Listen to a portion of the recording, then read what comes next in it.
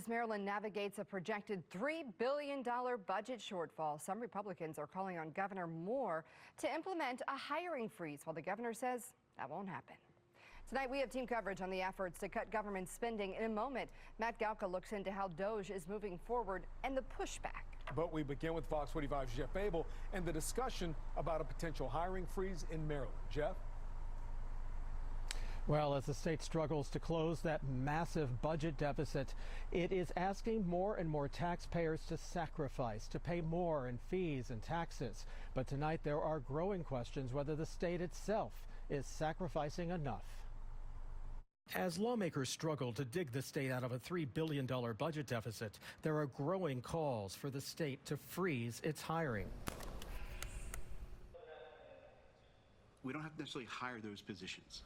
There are basic functions that are not being performed. At a hearing on Friday, the governor insisted a fully staffed government is an efficient government.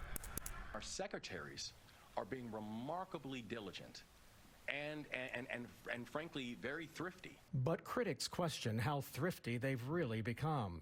It's not just filling open positions, but it's the addition of new positions that's about to send the state's payroll ballooning.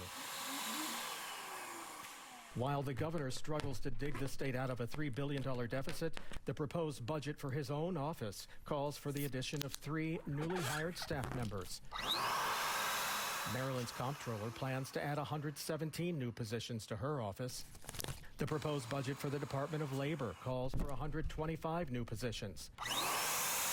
The Department of Environment wants to add 52 positions to its staff. Maryland State Police is asking for 15 new positions. MDOT is planning to add 8 new positions.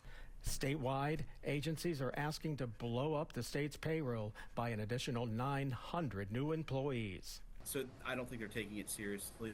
We just want to make sure that we are putting together the most effective government possible. He's going to have to cut somewhere. What's he going to do when he doesn't have money in the fall? Are you going to do furloughs?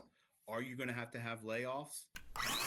But for now, the hiring goes on and on and on.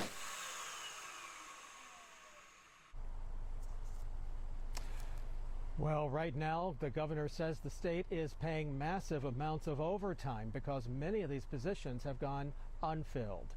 We're live. Jeff Abel, Fox 45 News.